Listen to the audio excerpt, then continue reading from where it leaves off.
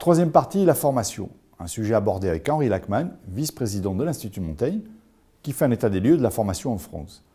Il est rapidement rejoint par Sébastien Gillet, Pierre Gattaz, Jean-Claude Vollot, Christian Odic ou Philippe Bernin. En fin de vidéo, quelques premières questions en provenance des industriels présents. Innover, c'est bien, mais encore, il faudrait trouver les techniciens, les ingénieurs compétents. Et parfois, on entend trop souvent des discours d'industriels qui nous disent qu'ils n'arrivent pas à trouver le personnel pour produire, le personnel adapté. Henri Lachmann, je me tourne vers vous. Je sais que vous êtes vice-président de l'Institut Montaigne, donc c'est quelque chose qui vous intéresse. Cette inadéquation entre le monde de la formation et les entrepreneurs, c'est typiquement français, ça continue d'exister ? Je crois que c'est plus grave que l'inadéquation, si vous voulez. D'un côté, on se flatte d'avoir une très belle démographie en France. Effectivement, il y a plus de naissances que de couples. Et d'un autre côté, vous avez 150 000 gosses qui sortent du système éducatif tous les ans sans qualification ni diplôme. Donc ces 150 000 gosses dont une bonne centaine de milliers ne maîtrisent pas bien l'écriture, la lecture ni le calcul, comment voulez-vous qu'ils deviennent des producteurs, bien entendu des consommateurs et encore moins des investisseurs? Et je pense que une des hontes de la société française, c'est l'échec scolaire, c'est l'échec de la formation. Et quelque part, on se flatte aussi d'avoir une formation des élites assez exceptionnelle, ce qui est vrai, mais la base ne suit pas. La base ne suit pas. Donc, je crois vraiment que le problème essentiel à résoudre maintenant, c'est la qualification de nos jeunes, c'est-à-dire leur savoir-être, leur savoir-faire, leur savoir-vivre. Et moi, je n'ai pas envie de vivre dans une société à bas coût, une société dont les salaires et les prestations sociales sont médiocres, voire moyennes. Je pense qu'il faut assumer des prestations salariales et sociales élevées, et ce qui va avec ça, c'est une qualification élevée. C'est comme en matière de marketing, on parle toujours de low cost, il faut plutôt parler de low price. Et moi, je pense qu'il faut parler de high price et de high cost. Et que quelque part, quand on aura formé nos jeunes et qu'on les aura qualifiés, on sera beaucoup plus compétitif. Mais comment changer justement cette image un petit peu d'un enseignement technique qui est pas très positif en France? C'est beaucoup plus que l'enseignement technique. Vous savez, les 150 000 gosses, c'est pas l'échec de l'enseignement technique. C'est l'échec tout court. C'est l'échec tout court. Je pense qu'il ne faut pas tout mettre sur l'enseignement technique ou l'enseignement professionnel.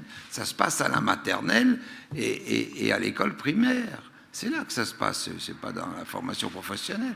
Alors je crois qu'effectivement, il faut qu'on se concentre sur l'enseignement de la base, qui est le calcul, la lecture et l'écriture, mais ensuite, il me semble que l'entreprise, enfin, pas il me semble, je suis très convaincu, que l'entreprise doit contribuer à la formation des jeunes, à la formation du savoir-faire, du savoir-être.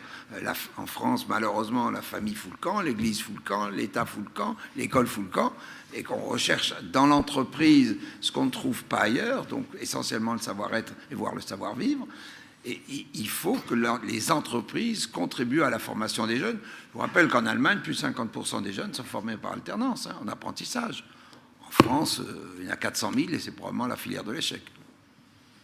Et quand on monte en niveau, est-ce que les ingénieurs sont formés à la mondialisation aussi? On a l'impression qu'il y a... Moi, je crois que nos ingénieurs sont bien formés. Le seul problème, c'est qu'ils partent dans le monde financier. Et qu'à partir du moment où leurs talents sont mieux payés au départ et mieux récompensés et que la réussite économique est saluée là-bas, ben, ils partent. Et personnellement, je pense qu'un ingénieur est formé pour être ingénieur et que s'il part à Londres faire des logarithmes ou des choses financières, il n'a qu'à rembourser ses études que le contribuable français lui a payées. Moi, je suis très sévère sur la fuite, l'évasion des talents. Je suis beaucoup moins sévère sur l'évasion et l'exil des fortunes. Notre problème, c'est la fuite des talents. À partir du moment où la réussite économique est mal considérée dans notre cher pays, eh bien, ils vont faire leur réussite ailleurs. Et je les comprends. Mais quand ils le font dans la finance, j'aime pas. Monsieur Gattaz, vous vouliez rebondir là-dessus? Je crois que Henri Lachmann a tout à fait raison, mais c'est pour ça qu'il faut reparler de l'industrie de façon belle, de façon positive, on construit l'avenir avec l'industrie. Il ne faut pas opposer les services avec l'industrie. On a des débats en France qui sont délirants, je dirais. On a trop tendance à opposer, dénigrer l'industrie. On oppose, alors que Google fait de l'industrie maintenant. Il fait des smartphones, il veut faire des réseaux au débit numérique. Je dirais tout et dans tout. Nous, dans les industriels, on ne rêve qu'à faire du service et on en fait parce qu'on vend des cahiers des charges, de la formation, etc. Dans les grands groupes industriels, il y a plus de col blanc que de col bleu maintenant. Alors, les cols blancs, c'est du service. Et les ingénieurs... On oublie de le dire. Chez Schneider, il doit y avoir, sur 140 000 personnes, il doit y avoir 30 à 35% d'ouvriers, même pas. C'est pour ça que je crois qu'il faut remontrer. Moi, je me souviens quand ils ont sorti la 380, il y a quelques années, à Toulouse, il y avait 4000 salariés fournisseurs qui étaient là. C'était merveilleux. Il y avait un esprit français, patriote. Je suis désolé, il faut en parler. Et c'était la belle ouvrage. C'était un avion magnifique, merveilleux. Et là, je pense qu'il faudrait montrer tous les soirs, non pas des usines qui ferment, etc., mais tous les soirs, il faudrait monter 2 ou 3 réussites françaises, industrielles, comme le font les Allemands. Les Allemands, vous ouvrez le poste de radio, votre poste de télévision le soir, j'étais encore la semaine dernière, eh bien, ils vous montrent le dernier ICE de Siemens, un champ d'éoliennes, telle technologie, etc. Il faut recultiver la fierté, la construction de l'avenir, et je pense que les ingénieurs reviendront, si vous voulez, pour reconstruire ça. Tant qu'on a une image qu'on diffuse à la radio, à la télévision, des usines qui ferment, et qu'en face de ça, parce que malheureusement ça existe, on ne recrée pas une dynamique en disant mais on va conquérir le monde, on va faire ceci, il y a des tas de choses qu'on peut faire, il y a des pôles de compétitivité, des ETI, des sociétés du CAC 40, et tout ça, on peut remettre une dynamique positive, je crois, on va toujours broyer du noir, etc. Et oui, je crois vraiment à cette vertu-là. Les bonnes nouvelles ne sont pas des nouvelles. Mais ça veut dire, Pierre, on a un ministre de la production aujourd'hui tout de même, tu vois, c'est important. Ça veut dire que la France n'aime pas son industrie? Ah oui, la France n'aime pas son industrie, je crois que c'est un des premiers problèmes. C'est un des premiers problèmes de l'économie française ou de la France tout court, c'est qu'on n'aime pas son industrie, qu'on considère toujours que c'est Zola et qu'au nom des délocalisations, on dit n'importe quoi, y compris, ou à commencer par nos élites politiques. Moi, je prends l'exemple que je connais, celui de Schneider, 7% du chiffre d'affaires en France, 15% des effectifs en France, 25% des achats, et les achats représentent plus de 50% du chiffre d'affaires, enfin du prix de revient, et 30% de la R&D.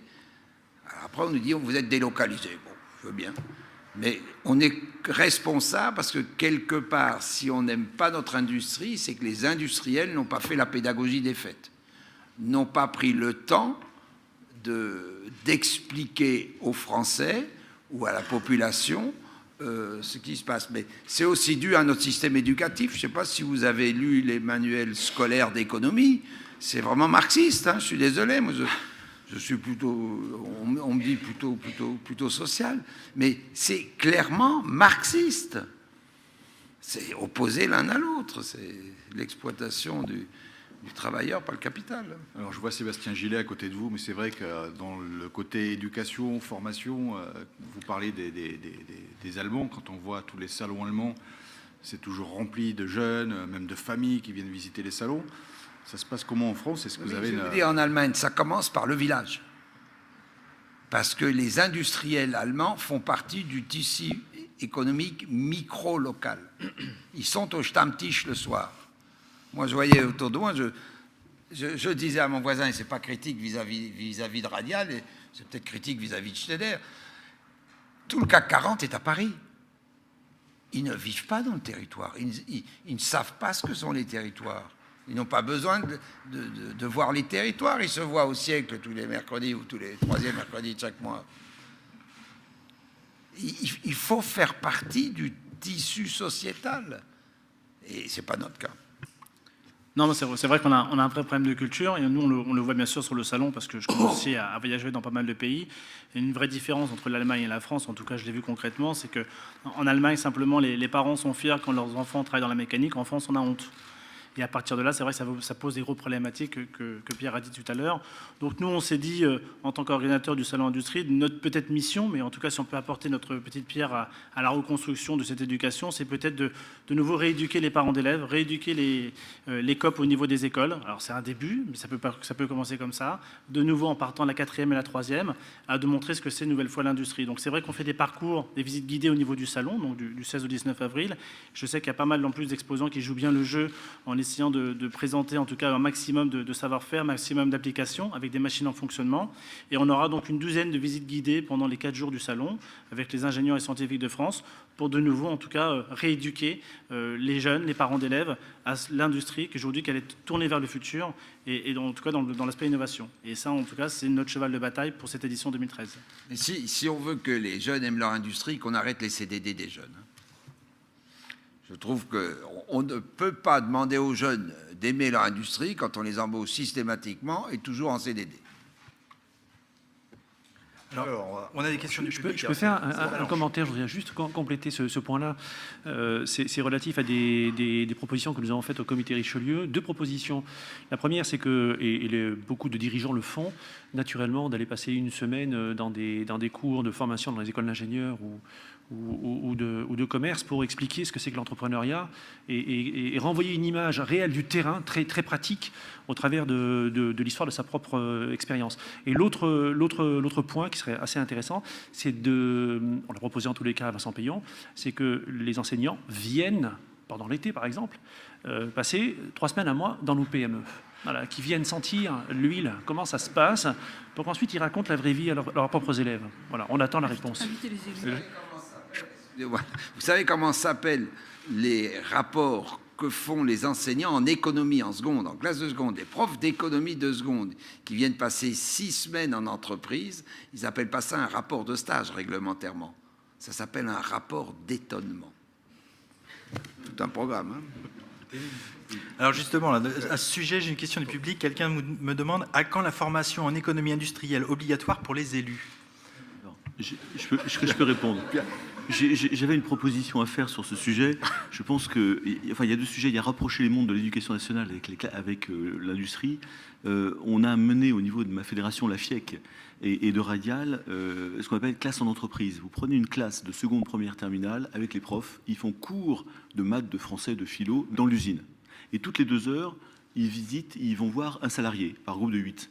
Décolteur, un régleur, un technicien, etc. Et le salarié présente son métier pendant 20 minutes avec questions-réponses. Et ça dure 3 jours. Et résultat des courses, au bout de 3 jours, les élèves sont enchantés. C'est pas le monde de Zola, c'est propre.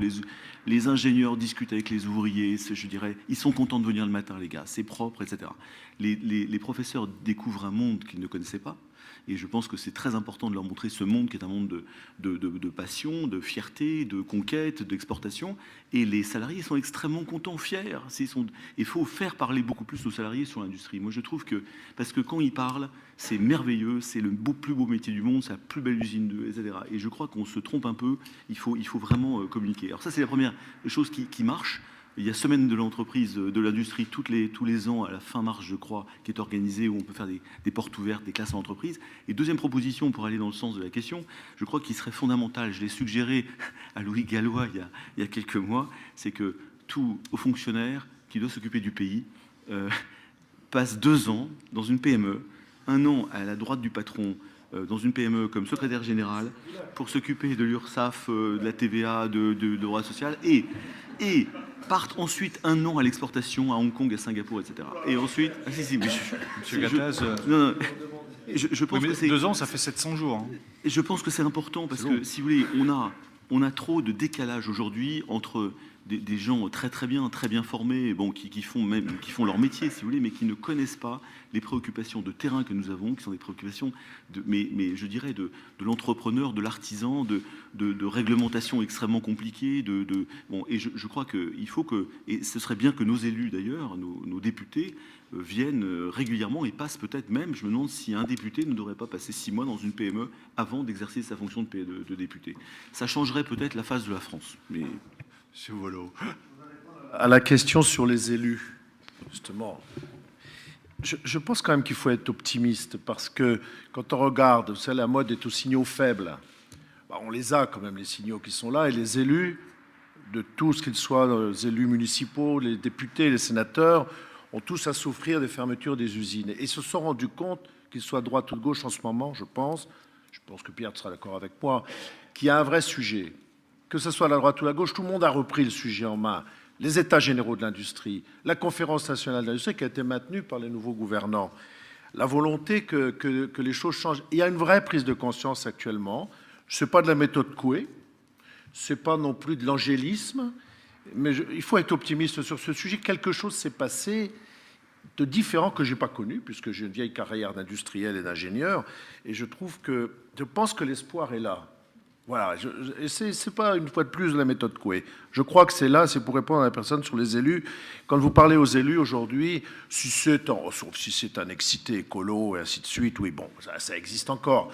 Mais dans la masse, non.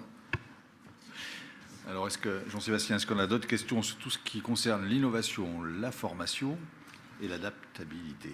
Alors, sur la formation, je crois qu'on a fait à peu près le tour. Simplement, quelqu'un nous demandait comment réformer l'éducation qui forme notre jeunesse contre l'économie. En même temps, ça va un petit peu à l'encontre de ce que disait monsieur Lachmann, des ingénieurs qui vont plutôt dans la finance que dans l'industrie. Alors, qu'est-ce qu'on fait? On met des jeunes contre l'économie. On les rend économiquement analphabètes, ou on les laisse économiquement analphabètes. Je crois que les enseignants ne connaissent rien à l'économie, à l'entreprise et à la microéconomie. Les élites politiques non plus, la plupart, ils sont quand même très souvent issus de l'enseignement. Et du coup, l'enseignement vers les jeunes ne se fait pas. Je prends l'exemple de l'orientation. Il est évident que d'avant d'orienter, on informe. Eh bien, les jeunes ne sont pas informés sur les métiers, les filières, les entreprises. Pourquoi ne sont-ils pas informés? Parce que personne ne les informe et que l'orientation est faite par ce qu'on appelle les COPSI, c'est-à-dire des conseillers psychologiques. Dès que vous mettez le mot psychologique, vous savez très bien que ce sont des gosses qui sont en échec. Donc, je ne crois pas qu'on les forme contre, on ne les forme pas, mais parce que les maîtres ne sont pas formés. C'est pas si réjouissant que ça. En termes de... Ça se corrige, et ça peut se corriger très très vite. Je suis ça réjouissant. À partir du moment où le diagnostic est bon, la thérapie est relativement simple. Si je puis me permettre. Sure. Je pense quand même que nous, les entrepreneurs, nous portons là-dessus aussi une certaine responsabilité. Occupons notre place et quelque part, imposons-nous, je ne sais pas comment, mais imposons-nous auprès de l'éducation. Allons vers les jeunes, allons leur parler, faisons de la résistance. Je suis désolée. Vous parlez des hommes politiques en entreprise. Nous avons fait il y a quelques années avec la Fédération des entreprises entrepreneurs de France et votre père qui était à l'époque à la SMEP, l'immersion des sénateurs en entreprise, l'immersion des parlementaires en entreprise. Mais ils avaient passé quoi? 3 ou 4 jours, ils arrivaient difficilement à passer plus. Mais quelle découverte! Quand on fait visiter ou quand on va vers les jeunes et qu'on les filme à l'intérieur d'une usine, quelle découverte! Alors, moi, je trouve que dans ce pays, ce que je regrette, c'est les mots qu'on emploie. On a pris une loi qui s'appelle la pénibilité du travail. Comment voulez-vous que les jeunes prennent plaisir à travailler? Il y avait un ministère du temps libre, quand même, en France. Le stress au travail, certes, c'est comme le tout à l'égout, on a tout mis dedans. Eh bien là, c'est pareil. Il paraît qu'il existe du bon stress. Alors, revenons à l'innovation. Quelqu'un dans le public? Ça s'appelle tout simplement le bien-être. Et on peut avoir du bien-être dans l'entreprise. Et nos hommes politiques ne s'occupent que des risques psychosociaux. Alors, ce qu'il faut promouvoir, c'est le bien-être au travail. Cela d'autant plus qu'il y a une vraie communauté d'intérêt entre le bien-être et l'efficacité économique. Mais nous sommes très responsables, madame. Les entreprises sont très responsables, en particulier en ne prenant pas assez d'apprentis, d'ailleurs. Alors, je reviens aux questions d'innovation.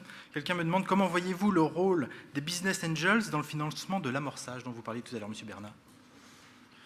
Ils sont essentiels, puisque ce sont grâce à ces gens-là qu'on arrive à démarrer des entreprises et à pouvoir faire entrer un peu d'argent sans se faire dépouiller complètement de son capital. Donc c'est essentiel, sauf qu'aujourd'hui, ils ne sont plus récompensés dans leur prise de risque, puisque la fiscalité ne leur est plus favorable du tout.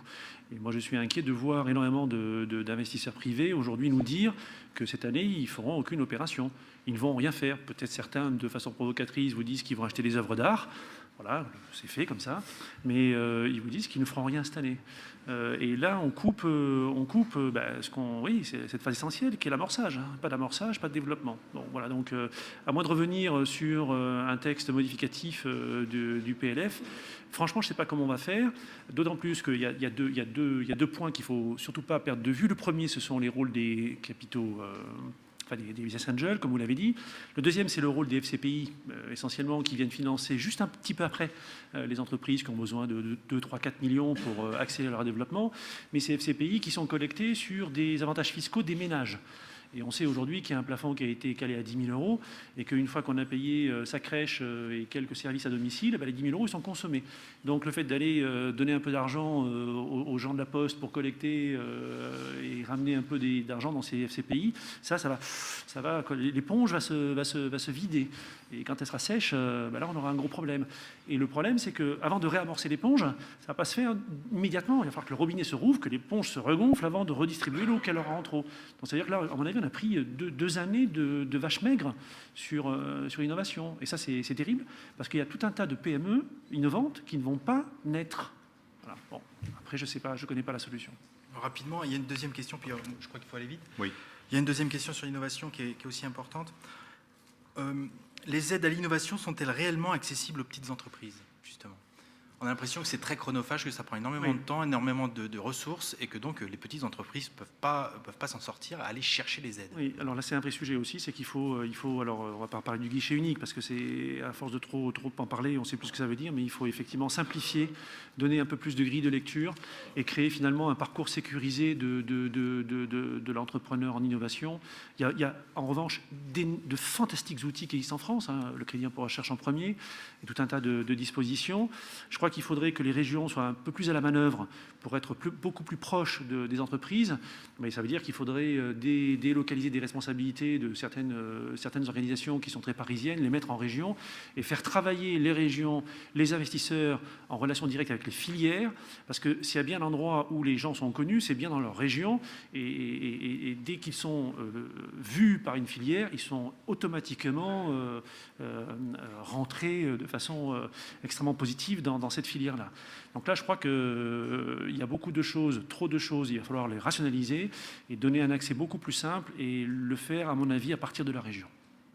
N'oublions pas tout de même que Oseo est un outil à la disposition des TPE et PME, que la BPI, en principe, elle est faite pour ça. Donc il y a quand même là aussi une note objective et positive pour les temps qui viennent sur des outils de simplification, de rationalité. Juste un point sur Oseo et de façon provocatrice, et je salue évidemment François Drouin qui est quelqu'un qui a fait énormément pour l'industrie des PME, en particulier au moment de la crise. Et il a fallu qu'il fasse des arbitrages. Nous avons de façon un peu provocatrice l'habitude de dire que Oseo est la banque des entreprises qui réussissent, la banque des entreprises qui ont réussi. Ce qu'il nous faut, c'est une banque des entreprises qui vont réussir. Et là, je ne suis pas sûr que ce soit dans ce domaine-là que Oseo excelle. La prise de risque sur une entreprise qui n'a pas les fonds propres pour venir rembourser une aide fait que bien souvent, l'aide, elle ne l'obtient pas. Voilà. Mes collègues, il faut qu'on arrête de raisonner de cette manière parce que, comme a dit madame, il faut qu'on prenne nos responsabilités. Quand on est toujours, en fait, se dire ça ne va pas bien, ça va mal, tu comprends. Moi, ça me dérange parce que c'est une déresponsabilisation d'entrepreneurs. Depuis maintenant quelques mois, je prêche cette responsabilisation des entrepreneurs sur ces sujets-là. Il faut voir, comme dit Pierre à juste titre, il faut positiver tout ça, il faut trouver des voies, il y en existe. Tu as dit tout à l'heure qu'il n'y avait pas de magnifiques outils en France, tu l'as dit.